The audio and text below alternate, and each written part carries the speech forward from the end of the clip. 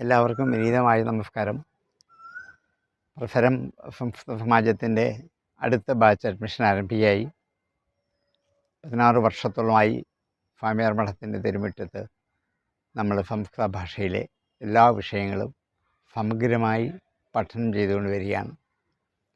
ഏതാണ്ട് 400ഓളം പഠിതാക്കൾ ഇവിടെ 4-5-6 വർഷങ്ങളായിട്ട് പഠിക്കുന്നുണ്ട്. ഈ വർഷത്തെ അഡ്മിഷൻ നമ്മൾ മെയ് 1 മുതൽ ആരംഭിക്കും. ഏതാണ്ട് മെയ് അവസാനത്തെ ആഴ്ചയിൽ ക്ലാസ്സുകൾ ആരംഭിക്കും. ജൂൺ മുതലാണ് എല്ലാ ക്ലാസ്സുകളും നമ്മൾ ആരംഭിക്കുന്നത്. ഭാരതീയ സംസ്കാരം ശരിക്കറിയണമെങ്കിൽ സംസ്കൃത ഭാഷയുടെ ഒരു പരിജ്ഞാനം അത്യന്താപേക്ഷിതമാണെന്ന് ഇന്നത്തെ ജനങ്ങൾക്ക് ബോധ്യമായി തുടങ്ങിയിട്ടുണ്ട്. കാരണം എന്തറിയണമെങ്കിലും വേദങ്ങളോ ഉപനിഷത്തുകളോ ഇതിഹാസങ്ങളോ ഒക്കെ ദർശനങ്ങളൊക്കെ അറിഞ്ഞ് പഠിച്ചേ പറ്റുള്ളൂ. അവയ്ക്ക് നമുക്കിന്ന് കിട്ടാവുന്ന വ്യാഖ്യാനങ്ങളോ ട്രാൻസ്ലേഷനുകളോ വായിച്ചാൽ പൂർണ്ണമായ അർത്ഥത്തിലേക്ക് എത്താൻ പറ്റില്ല. അവ ശരിയായി ഒറിജിനൽ സംസ്കൃത ഭാഷയിൽ കൂടി തന്നെ അത് പഠിക്കാൻ പറ്റിയാൽ മാത്രമേ അതിൻ്റെ ലക്ഷ്യം എന്താണെന്ന് നമുക്ക് ശരിക്കും അറിയാൻ പറ്റുള്ളൂ.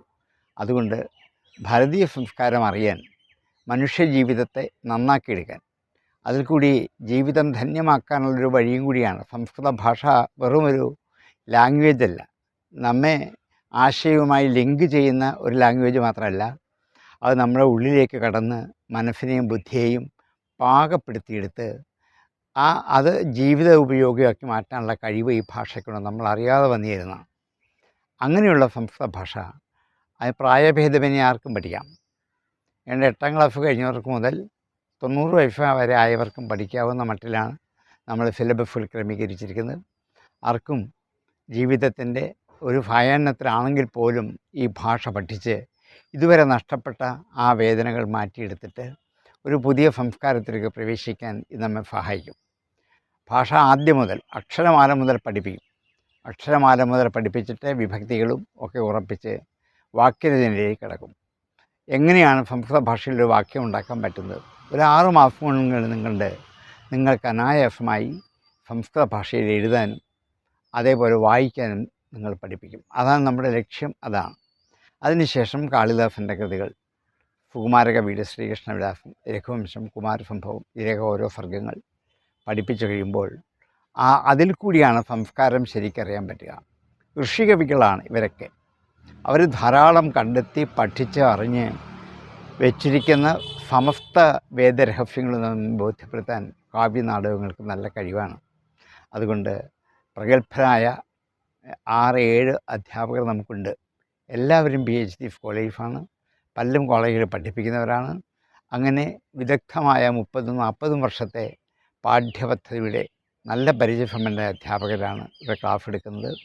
എല്ലാ ദിവസവും വൈകുന്നേരം 7:30 മുതൽ 8:30 വരെയാണ് ക്ലാസ്. ഫസ്റ്റ് ഇയറിന് ക്ലാസ് തിങ്കൾ ചൊവ്വ ബുധൻ ദിവസങ്ങളിലാണ്.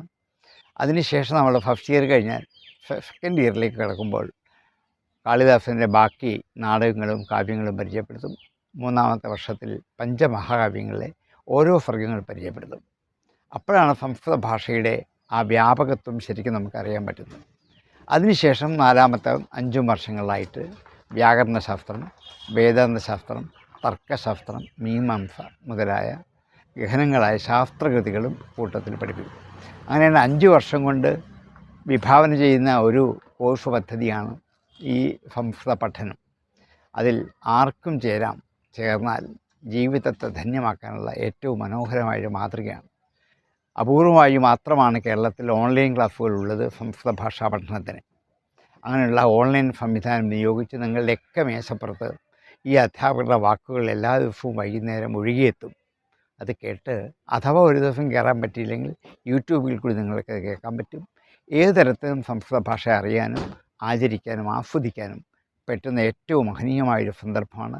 ഇത് പാഴാക്കാതെ എല്ലാ സജ്ജനങ്ങളും അതിലേക്ക് വന്ന് ഈ പ്രസ്ഥാനത്തെ, അതിനേക്കാളുപരി നിങ്ങളുടെ ജീവിതചര്യകളെ, നിങ്ങളുടെ ജിജ്ഞാസയൊക്കെ പാകപ്പെടുത്തിയെടുക്കാൻ പര്യാപ്തമായ മട്ടിലുള്ള ക്ലാസ്സുകളാണ് ഇവിടെ നടക്കുന്നത്.